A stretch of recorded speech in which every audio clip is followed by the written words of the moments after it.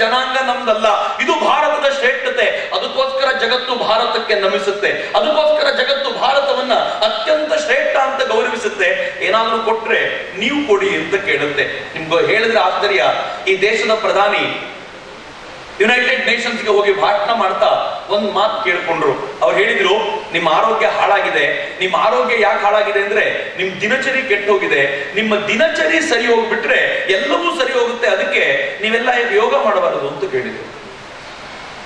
ಯೋಗ ಮಾಡಬೇಕು, ಅದಕ್ಕೋಸ್ಕರ ಏನ್ ಮಾಡಬೇಕು ಅಂದ್ರೆ ಒಂದು ಇಂಟರ್ನ್ಯಾಷನಲ್ ಯೋಗ ಡೇ ನಾವೆಲ್ಲರೂ ಸೆಲೆಬ್ರೇಟ್ ಮಾಡೋಣ. ನೀವು ಹೂ ಅಂದ್ರೆ ಭಾರತ ಇದರ ಲೀಡರ್ಶಿಪ್ ತಗೊಳುತ್ತೆ ಅಂತ ಅಂದು ಹೇಳಿ ಅವ್ರ ಕೆಳಗೆ ಬರೋ ವೇಳೆಗೆ 137 ರಾಷ್ಟ್ರಗಳು ಈ ಯೋಗ ಡೇಗೆ, ಇಂಟರ್ನ್ಯಾಷನಲ್ ಯೋಗ ಡೇಗೆ ನಾವು ಸಮರ್ಥಿಸ್ತೇವೆ ಅಂತ ಹೇಳ್ತು. ಮಿತ್ರರೇ, ಒಂದು ತಿಂಗಳ ಹಿಂದಿನ ಸುದ್ದಿ, ಜಗತ್ತಿನ 177 ರಾಷ್ಟ್ರಗಳು ಜೂನ್ 21 ಇಂಟರ್ನ್ಯಾಷನಲ್ ಯೋಗ ಡೇ ಅಂತ ಸೆಲೆಬ್ರೇಟ್ ಮಾಡಲಿಕ್ಕೆ ಸಿದ್ಧವಾಗಿವೆ. ಈ 177 ರಾಷ್ಟ್ರಗಳಲ್ಲಿ 40 ಮುಸ್ಲಿಂ ರಾಷ್ಟ್ರಗಳು ಇವೆ ಅನ್ನೋದೇ ಅಚ್ಚರಿಯ ಸಂಗತಿ. ಯಾಕೆ ಈ ಮುಸ್ಲಿಂ ರಾಷ್ಟ್ರಗಳು ಯಾಕೆ ಒಪ್ಪಿಕೊಂಡವು ಅಂತ ಕೇಳಿದ್ರೆ, ಮುಸ್ಲಿಂ ರಾಷ್ಟ್ರಗಳ ನಾಯಕರು ಹೇಳಿದ್ರಂತೆ, ಆರೋಗ್ಯ ನಮಗ್ ಬೇಡವಾ, ನಮಗೂ ಆರೋಗ್ಯ ಬೇಕು, ಮತ್ತು ಭಾರತ ಏನಾದ್ರೂ ಕೊಡುತ್ತೆ ಅಂತಂದ್ರೆ ಶ್ರೇಷ್ಠವಾದನ್ನೇ ಕೊಡುತ್ತೆ, ನಾವು ಅದನ್ನು ಸ್ವೀಕಾರ ಮಾಡ್ಲಿಕ್ಕೆ ಸಿದ್ಧರಾಗಿದ್ದೀವಿ ಅಂತ ಜಗತ್ತಿನ 177 ರಾಷ್ಟ್ರಗಳು 1.5 ತಿಂಗಳೊಳಗೆ ಅವರು ಸಹಮತಿ ವ್ಯಕ್ತಪಡಿಸ್ತಾರಲ್ಲ, ಇದು ಭಾರತದ ಶ್ರೇಷ್ಠತೆ. ನೆನ್ಪಿಟ್ಕೊಳ್ಳಿ ಮಿತ್ರರೇ, ನಾನು 1000 ಬಾರಿ ಈ ಮಾತನ್ನು ಉಲ್ಲೇಖ ಮಾಡಿದ್ದೀನಿ. ಈ ದೇಶಕ್ಕೆ ಹೊಸ ಗವರ್ಮೆಂಟ್ ಬಂದ 1.5 ತಿಂಗಳೊಳಗೆ ಒಂದು ಒಪ್ಪಂದ ನಡೆದಿತ್ತು, WTO ವರ್ಲ್ಡ್ ಟ್ರೇಡ್ ಆರ್ಗನೈಸೇಷನ್. ಈ ಒಪ್ಪಂದಕ್ಕೆ 1 ವರ್ಷದ ಹಿಂದೆ ಈ ದೇಶದ ಕಾಮರ್ಸ್ ಮಿನಿಸ್ಟರ್ ಬಾಲಿಗೆ ಹೋಗಿದ್ರು. ವರ್ಲ್ಡ್ ಟ್ರೇಡ್ ಆರ್ಗನೈಸೇಷನ್ ಅಲ್ಲಿ ಕೂತ್ಕೊಂಡ ಶ್ರೀಮಂತರೆಲ್ಲ ಈ ಒಪ್ಪಂದವನ್ನು ಮುಂದಕ್ಕಿಟ್ರು. ಒಪ್ಪಂದ ಏನಿತ್ತು ಗೊತ್ತೇನು? ತುಂಬಾ ಸರಳವಾಗಿ ಹೇಳ್ತೀನಿ ನಾನು ನಿಮ್ಗೆ. ಜಗತ್ತಿನ ಶ್ರೀಮಂತ ರಾಷ್ಟ್ರಗಳು, ಉದಾಹರಣೆಗೆ ಅಮೆರಿಕಾದಲ್ಲಿ ಕೂತಿರುವಂತ ಶ್ರೀಮಂತನಿಗೆ ಚಿಪ್ಸ್ ತಿನ್ನಬೇಕು ಅನಿಸಿದ್ರೆ ಭಾರತದಂತ ಬಡ ರಾಷ್ಟ್ರಗಳು ತಾವು ಬೆಳೆದಿರೋ ಅಷ್ಟು ಆಲೂಗಡ್ಡೆಯನ್ನ ಎಕ್ಸ್ಪೋರ್ಟ್ ಮಾಡಬೇಕು ಅಂತ ಒಪ್ಪಂದ. ಎಷ್ಟು ಸಿಂಪಲ್ ಆಗಿದೆ ನೋಡಿ. ಅಮೆರಿಕಾದ ಶ್ರೀಮಂತನಿಗೆ ಚಿಪ್ಸ್ ತಿನ್ನಬೇಕು ಅನಿಸಿದ್ರೆ ನಮ್ಮ ಬಡ ರೈತ ತಾನು ಬೆಳೆದಿರೋ ಅಷ್ಟು ಆಲೂಗಡ್ಡೆನ ಎಕ್ಸ್ಪೋರ್ಟ್ ಮಾಡಬೇಕು ಅಂತ ಕರಡು ಪ್ರತಿ ರೆಡಿ ಆಯ್ತು, ಭಾರತಕ್ಕೆ ಬಂತು. ನಾವು ಕೂಡ ಸೈನ್ ಹಾಕ್ಲಿಕ್ಕೆ ಸಿದ್ಧರಾಗಿದ್ವಿ. ಒಂದೇ ಒಂದು ಬದಲಾವಣೆ ಆಗಿದ್ದು ಅಂದ್ರೆ ಗವರ್ಮೆಂಟ್ ಚೇಂಜ್ ಆಯ್ತು. ಹೊಸ ಕಾಮರ್ಸ್ ಮಿನಿಸ್ಟ್ರು ಈ ಬಾರಿ ಜರ್ಮನಿಗೆ ಹೋದ್ರು. ಎಲ್ಲರೂ ಒಪ್ಪಂದಕ್ಕೆ ಸೈನ್ ಮಾಡ್ತೀರಾ ಅಂತ ಕೇಳಿದ್ರೆ ಈ ದೇಶದ ಕಾಮರ್ಸ್ ಮಿನಿಸ್ಟರ್ ಎದ್ರು, ಒಂದೇ ಒಂದು ಪ್ರಾಬ್ಲಮ್ ಅಂದ್ರು. ಏನು? ನೀವು ಹೇಳ್ಕೊಟ್ರೋ ಎಲ್ಲ ಒಪ್ಪಂದನ ಒಪ್ಕೋತೀವಿ, ಸಣ್ಣದೊಂದು ಬದಲಾವಣೆ ಆಗಬೇಕು. ಬದಲಾವಣೆ ಏನು? ಸರಳವಾಗಿ ಹೇಳಬೇಕು ಅಂದ್ರೆ ಅಮೆರಿಕಾದಲ್ಲಿರುವ ಶ್ರೀಮಂತನಿಗೆ ಚಿಪ್ಸ್ ತಿನ್ನಬೇಕು ಅನಿಸಿದ್ರೆ ಭಾರತದ ರೈತರು ಅಷ್ಟು ಆಲೂಗಡ್ಡೆ ಎಕ್ಸ್ಪೋರ್ಟ್ ಮಾಡ್ತಾರೆ, ಪ್ರೊವೈಡೆಡ್ ಭಾರತೀಯರೆಲ್ಲರೂ ತಿಂದು ಏನು ಆಲೂಗಡ್ಡೆ ಉಳಿಯುತ್ತೋ ಅದನ್ನು ಬೇಕಿದ್ರೆ ಕಳಿಸ್ಕೊಳ್ತಾರೆ ಅಂತ. ಕರೆಕ್ಟ್ ಆಗಿಲ್ವೇನ್ರಿ? ಸ್ವಾಭಿಮಾನದ ಮಾತು ಹೌದು ಅಲ್ವೋ?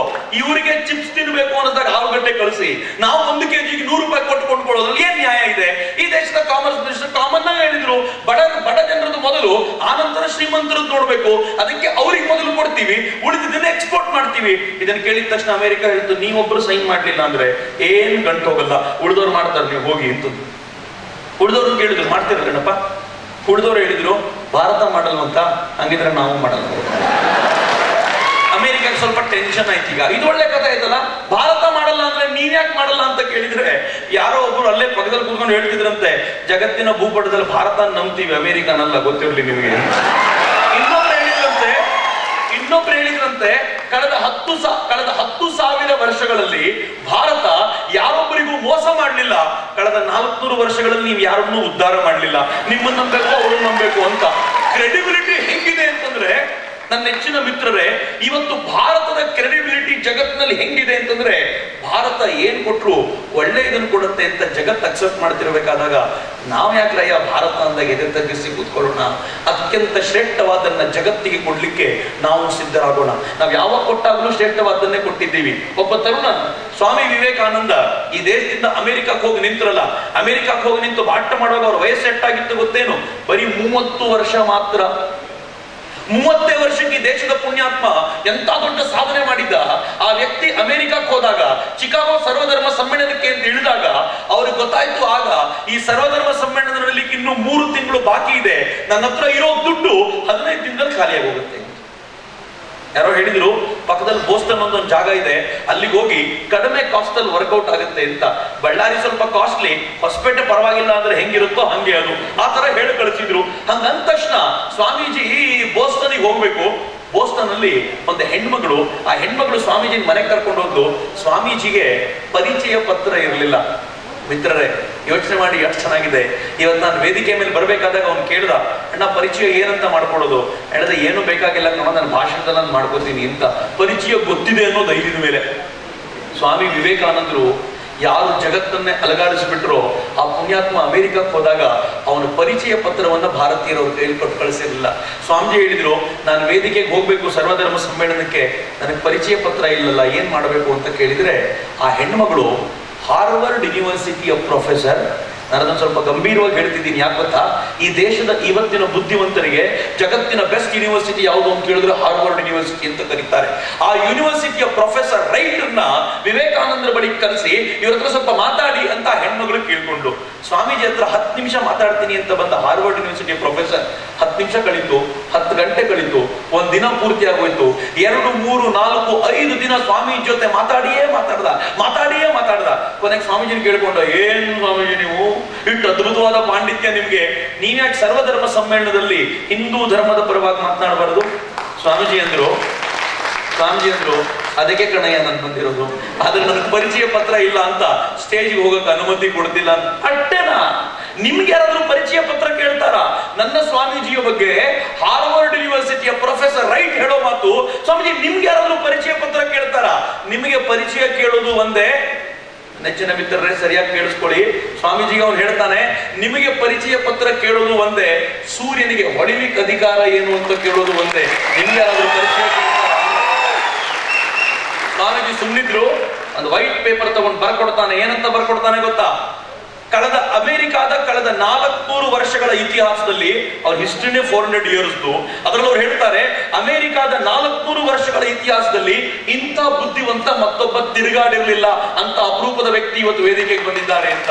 2ನೇ ಸಾಲಲ್ಲಿ ಬರೀತಾನೆ, ಇವತ್ತಿಗೂ ಕೂಡ ಅಮೆರಿಕಾದ ಬುದ್ಧಿವಂತರನ್ನೆಲ್ಲ ತಕ್ಕಡಿಯ ಒಂದ್ ತಟ್ಟೆಯಲ್ಲಿಟ್ಟು ವಿವೇಕಾನಂದರನ್ನ ಮತ್ತೊಂದು ತಟ್ಟೆಯಲ್ಲಿಟ್ರೆ ವಿವೇಕಾನಂದರ ತೂಕನೇ ಜಾಸ್ತಿ ಆಗುತ್ತೆ ಅಂತ ಶ್ರೇಷ್ಠ ವ್ಯಕ್ತಿ ಬಂದಿದ್ದಾರೆ, ಅವ್ರಿಗೆ ಸ್ಟೇಜ್ ಕೊಡಿ ಅಂತ. ನೆನಪು ಮಾಡ್ಕೊಳ್ಳಿ ಅವತ್ತಿನ ದಿನವನ್ನ. ವಿವೇಕಾನಂದರು ವೇದಿಕೆ ಮೇಲೆ ಕೂತಿದ್ದಾರೆ. ಮೊದಲನೇ ಸೆಷನ್ ನಡೆದಾಗ ಸ್ವಾಮೀಜಿನ ಕೇಳಿದ್ರಂತೆ, ಈಗ ಭಾಷಣ ಮಾಡ್ತೀರಾ? ಸ್ವಾಮೀಜಿ ಅಂದ್ರು, ಜನ ಸಿಕ್ಕಾಪಟ್ಟೆ ಇದ್ದಾರೆ, ಯಾಕೋ ಹೆದರಿಕೆ ಆಗ್ತಿದೆ. ಸೆಕೆಂಡ್ ಸೆಷನ್ ಅಲ್ಲೂ ಮಾತಾಡ್ಲಿಲ್ಲ ಸ್ವಾಮೀಜಿ. 3ನೇ ಸೆಷನ್ ಅವರಂದ್ರು, ಇದೇ ಕೊನೆ ಸೆಷನ್, ಇನ್ ಮುಂದಿಲ್ಲ ಸೆಷನ್, ಈಗಲೇ ಮಾತಾಡ್ಬೇಕು ನೀವು ಅಂತ. 3rd ಸೆಷನ್ಗೆ ಅನಿವಾರ್ಯವಾಗಿ ವೇದಿಕೆಗೆ ಬಂದ ಸ್ವಾಮೀಜಿ ವೇದಿಕೆ ಮೇಲೆ ನಿಂತ್ಕೊಂಡು ಹೇಳಿದ್ದೇನು ಗೊತ್ತಾ? ನೆನ್ಪಿಟ್ಕೊಳ್ಳಿ ಈ ಮಾತನ್ನ. ಯಾರ್ಯಾರು ಹೆಂಗೆಂಗೋ ಹೇಳ್ತಾರೆ. ಸ್ವಾಮೀಜಿ ಹೇಳಿದ 5 ಪದ, sisters and brothers of America. ಈ 5 ಪದಗಳಿಗೆ ಮ್ಯಾಜಿಕ್ ಹೆಂಗಿತ್ತು 5 ಪದಗಳದ್ದು ಅಂತಂದ್ರೆ, 2 ನಿಮಿಷಗಳ ಕಾಲ ದೀರ್ಘ ಕರತಾಡನ ಬಿತ್ತಂತೆ. 2 ನಿಮಿಷಗಳ ಕಾಲ. ಸೋದರಿ ಎನಿಬೆಸೆಂಟ್ ವೇದಿಕೆ ಮೇಲೆ ಅಕ್ಕಪಕ್ಕದಲ್ಲಿದ್ದವ್ರು ಹೇಳ್ತಾರೆ, ಮುಂದಿನ ಸಾಲಲ್ಲಿ ಕೂತಿದ್ದವ್ರು ಕಣ್ಣೀರು ಇಡ್ತಿದ್ರು, ಯಾಕೆಂದು ಗೊತ್ತಾಗ್ಲಿಲ್ಲ. ಮಧ್ಯದ ಸಾಲಲ್ಲಿ ಕೂತಿದ್ದವ್ರು ಗಾಬರಿಯಾಗಿ ಎದ್ದು ನಿಂತಿದ್ರಂತೆ. ಕೊನೆ ಸಾಲಲ್ಲಿ ವಿವೇಕಾನಂದರು ಕಾಣ್ತಾ ಇಲ್ಲ ಅಂತ ಆ ಸೀಟುಗಳನ್ನು ಬಿಟ್ಟು ಮುಂದೆ ಓಡ್ ಬಂದು ಅಲ್ಲೋಲ ಕಲ್ಲೋಲ ಎದ್ದು ಬಿಡ್ತು. ಚಪ್ಪಾಳೆ ಹೊಡಿತಾನೆ ಇದ್ದಾರೆ ಜನ. ವೇದಿಕೆ ಮೇಲೆ ನಿರೂಪಕರು ಬಂದು, ಸ್ವಲ್ಪ ನಿಲ್ಲು ಸರ್, ಮುಂದೆ ಮಾತಾಡ್ಲಿ ಅಂದ್ರು. ಅರ್ಥ ಆಗ್ತಿದ್ಯಾ? 5 ಪದ ಮಾತಾಡಿದ್ದು, 2 ನಿಮಿಷಗಳ ಚಪ್ಪಾಳೆ. ನಾನೇನಾದ್ರೂ ಈ ಬಳ್ಳಾರಿಯ ಪ್ರೀತಿಯ ಸೋದರ ಸೋದರಿಯರೇ ಅಂದ್ರೆ ಚಪ್ಪಾಳೆ ಬಿಡ್ಬೋದಾ? ಒಂದ್ ಸ್ವಲ್ಪ ಬಿಡ್ಬೋದು. ಲೆಕ್ಕ ಹಾಕಿಕೊಂಡ್ರೆ ಈ ಒಂದು 30 ಸೆಕೆಂಡು 15 ಸೆಕೆಂಡು, ಈಗ ಒಂದು 15 ಸೆಕೆಂಡ್ ನಿಂತೋಯ್ತು ಅಷ್ಟೇ. ಒಂದ್ಸಲ ನಾವು ಪ್ರಯತ್ನ ಮಾಡಿದ್ವಿ, 2,000 ಜನ ಸೇರಿದ್ರು, ಚಪ್ಪಾಳೆ ಹೊಡಿರಿ ನೋಡೋಣ ಅಂತ. ಶುರುವಾಯ್ತು ಚಪ್ಪಾಳೆ. ನಾನು 2 ನಿಮಿಷ ಅಂತ ಲೆಕ್ಕ ಹಾಕ್ತಾ ಕೂತಿದ್ದೆ. 30 ಸೆಕೆಂಡ್ಗೆ ಅರ್ಧ ಜನ ನಿಲ್ಸಿದ್ರು, 40ನೇ ಸೆಕೆಂಡಿಗೆ ಪೂರ್ತಿ ಕ್ಲೋಸ್. ವಿವೇಕಾನಂದರಿಗೆ ಹೇಳಿದೆ 40 ಸೆಕೆಂಡ್ 2 ನಿಮಿಷ ಬಿತ್ತಲ್ಲ, ಹೆಂಗೆ ಅಂದ್ರೆ ಸ್ವಾಮೀಜಿ ಹೇಳ್ತಾರೆ, ನನ್ನ ಜೀವನದಲ್ಲಿ ಇದುವರೆಗೂ ಎಲ್ಲ ತರುಣರಿಗೂ ಬೇಕಾಗಿರುವಂತ ಶ್ರೇಷ್ಠ ಮಾರ್ಗದರ್ಶನ.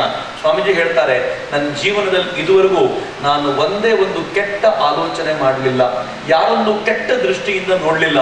ಇದರ ಪರಿಣಾಮವಾಗಿ ನನ್ನೊಳಗೊಂದು ಶಕ್ತಿ ಹೆಂಗ್ ಹರಿತಾ ಇದೆ ಅಂತಂದ್ರೆ, ಅಮೆರಿಕ ಏನು ಇಡೀ ಜಗತ್ತೇ ಬಂದು ಇವತ್ತು ನನ್ನ ಕಾಲು ಬುಡಕ್ಕೆ ಬೀಳಬೇಕು ಅಂತ ಶಕ್ತಿ ನನ್ನೊಳಗಿದೆ ಅಂತ ಮಿತ್ರರೇ ಹೇಳಿ.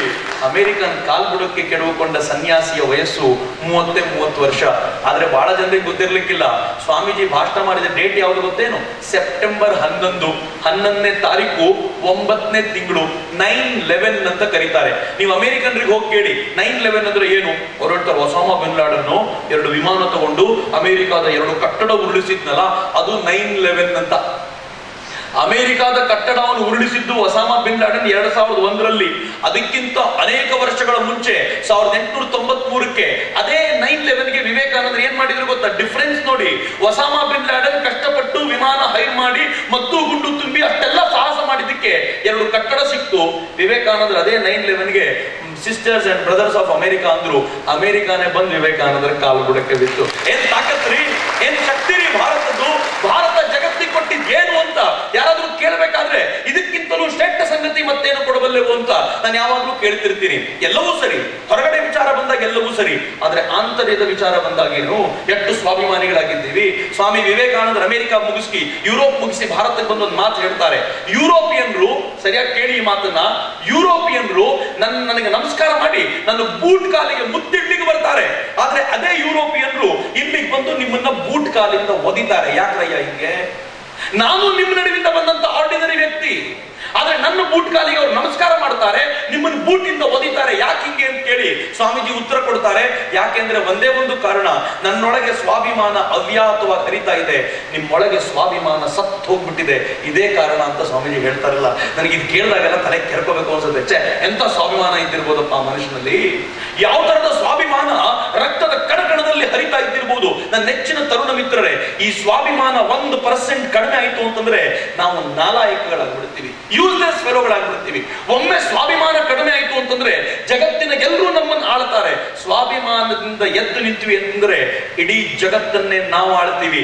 ಅಂತ ಸ್ವಾಭಿಮಾನ ನಮ್ಮಲ್ಲಿ ಹುಟ್ಲಿಕ್ಕೆ ಸಾಧ್ಯವಾ ಅಂತ ಯೋಚನೆ ಮಾಡಿ. ಎಲ್ಲೆಲ್ಲಿ ಸ್ವಾಭಿಮಾನ ಕಳ್ಕೊಳ್ತೀವಿ? ಯಾವ್ದಾದ್ರು ಒಂದು ಸರ್ಕಾರ ಬಂದು ಸುಮ್ಮನೆ ಕೇಳಿ, ನಾನು ನಿಮ್ಮಲ್ಲಿ 8 ಜನ ಬಡವರಿದ್ದೀರಪ್ಪ ಇಲ್ಲಿ ಅಂತ ಕೈ ಎತ್ತಿ ಅಂತ ಹೇಳಿದ್ರೆ ಯಾರಾದ್ರೂ ಕೈ ಎತ್ತೀವ? ಯಾರು ಕೈ ಎತ್ತಲ್ಲ. ಕೈ ಗಟ್ಟೆ ಗಟ್ಕೊಂಡು ಕೂತೀವಿ, ನಾವೇನ್ ಬಡವರಲ್ಲ, ಬರ್ರಿ ನಮ್ಮನೆಗೂ ಬರ್ರಿ ಊಟ ಹಾಕ್ತೀವಿ ಅಂತ. ಆದ್ರೆ ನನ್ನ ಜಾಗಕ್ಕೆ ಈ ರಾಜ್ಯದ CM ಬಂದು ನಿಮ್ಮಲ್ಲಿ 8 ಜನ ಬಡವರಿದ್ದೀರಿ ಕೈ ಎತ್ತಿ ಅಂದ್ರೆ ಏನ್ ಮಾಡ್ತೀವಿ ಹೇಳಿ? 2 ಕೈ ಎತ್ತೀವಿ. ಏನಾದ್ರು ಬಿಟ್ಟಿ ಕೊಟ್ರೆ ಕೊಡಿ ಸಾರ್ ಅಂತ. ನಾನು ತಗೊಳಕ್ ರೆಡಿ ಅಂತ. ಎಷ್ಟರ ಮಟ್ಟಿಗೆ ವೀಕ್ ಆಗಿದ್ದೀವಿ ನಾವು ಅಂತಂದ್ರೆ, ಏನಾದ್ರೂ ಉಚಿತ ಕೊಡ್ತಾರೆ ಅಂದ್ರೆ ಕೈ ಹೀಗ್ ಹೋಗಿ ನಿಂತು ಬಿಡುತ್ತೆ. ನೆನಪಿಟ್ಕೊಳ್ಳಿ, ಈ ದೇಶ ಕೈ ಹೀಗ್ ಮಾಡಿದ ನಾಡಲ್ಲ, ಕೈ ಎತ್ತಿ ಕೊಟ್ಟಂತ ಶ್ರೇಷ್ಠ ನಾಡು ಭಾರತ ಅನ್ನೋದನ್ನ ಯಾಕೆ ಮರಿಬೇಕು? ನಾನು ತುಂಬಾ ನೋವು ಪಡ್ತಾ ಇರ್ತೀನಿ ಯಾವಾಗ್ಲೂ. ಸರ್ಕಾರ ಬಡವರಿಗೆ ಅಂತ ₹1 1 kg ಅಕ್ಕಿ ಕೊಟ್ಟು 20 kg BPL ಕಾರ್ಡ್ ಇರೋರಿಗೆ ಅಕ್ಕಿ ಕೊಡ್ತೀವಿ ಅಂತಂದ್ರು. ನನ್ನ ಹಳ್ಳಿಯಲ್ಲಿ ನಾನು ನೋಡಿದೆ, ಒಬ್ಬ ಬಂದ ಸ್ವಿಫ್ಟ್ ಕಾರ್ನಲ್ಲಿ ಬಂದ, 20 kg ಅಕ್ಕಿ ಅವನಿಂದ ಹೊರಲಿಕ್ಕೆ ಆಗಲ್ಲ, ಹೊರಗೆ ಒಬ್ಬನ್ ಕರ್ಕೊಂಡು ಬಂದಿದ್ದಾನೆ, ಅದನ್ನ ತೆಗೆದು ತನ್ನ ಕಾರಲ್ಲಿ ಹಾಕೊಂಡ ಹೊರಡ್ಲಿಕ್ಕೆ ನಿಂತ. ನಾನು ಕೇಳಿದೆ, ಅಲ್ಲ ಕಣಯ್ಯ, ಕಾರ್ ಇಟ್ಟುಕೊಂಡ ನೀನ್ 20 kg ಅಕ್ಕಿ? ಅವನನ್ನ ನಂದು BPL ಕಾರ್ಡು ಸರ್. ನಾನಂದ್ರೆ ಫೈನ್, BPL ಕಾರ್ಡ್ ಇಟ್ಕೊಂಡಿದ್ಯಲ್ಲ, ಈ ಅಕ್ಕಿ ಮನೆಗೆ ಹೋಗಿ ಊಟ ಮಾಡ್ತೀಯ ಅಂದ್ರೆ ಏನಂದ ಗೊತ್ತಾ? ಥೋ, ಈ ಅಕ್ಕಿ ಮನೇಲಿ ಊಟ ಮಾಡ್ತೀವ ಸರ್, ₹65 kg ಅಕ್ಕಿ ಊಟ ಮಾಡೋದು ನಾವು ಅಂದ. ಮತ್ ಏನ್ ಮಾಡ್ತೀವಿ ಅಕ್ಕಿನ ಅಂತ ಕೇಳಿದ್ರೆ, ದಾರಿಯಲ್ಲಿ ಹೋಗ್ಬೇಕಾದ್ರೆ ಹೋಟ್ಲಿಗೆ ಮಾರ್ಬಿಡ್ತೀನಿ, ಅವನು ಕೆಜಿಗೆ ₹15 ಅಂತ ಕೊಡ್ತಾನೆ, 3 ದಿನ ಸ್ವಿಫ್ಟ್ಗೆ ಪೆಟ್ರೋಲ್ ಹಾಕೊಳಕ್ ಸಾಕಾಗತ್ತೆ ಅಂದ. ಏನ್ರಿ ಇದು ಕರ್ಮ? ಇದನ್ನು ಸ್ವಾಭಿಮಾನ ಅಂತ ಕರಿತೀವೇನ್ರಿ? ಈ ದೇಶದ ಸ್ವಾಭಿಮಾನ ಹೆಂಗಿತ್ತು ಗೊತ್ತೇನು? ನನಗೆ ಹಿರಿಯರೊಬ್ರು ಹೇಳ್ತಿದ್ರು, ಚಕ್ರವರ್ತಿ ಭಿಕ್ಷೆ ಬೇಡಬೇಕಾದಾಗ್ಲೂ ಖಾಲಿ ಬೇಡಲಿಲ್ಲ ಈ ದೇಶದ ಜನ ಅಂತ. ನಾನು ಕೇಳಿದೆ ಹೆಂಗೆ? ಅವರಂದ್ರು, ನೀನು ಟ್ರೈನಲ್ಲಿ ಹೋಗು, ಟ್ರೈನಲ್ಲಿ ಯಾರಾದ್ರೂ ಭಿಕ್ಷೆ ಬೇಡ್ಲಿಕ್ಕೆ ಬರೋರು ಸುಮ್ಮನೆ ಕೈ ಒಡ್ಡಲ್ಲ, ಕೈ ಒಡ್ಡೋಕ್ಕಿಂತ ಮುಂಚೆ ಒಂದು ಹಾಡು ಹೇಳ್ತಾರೆ ಕಣೋ. ಕೈ ಒಡ್ಡೋಕ್ಕಿಂತ ಮುಂಚೆ ಆ ಟ್ರೈನಲ್ಲಿರುವ ಜಾಗವನ್ನ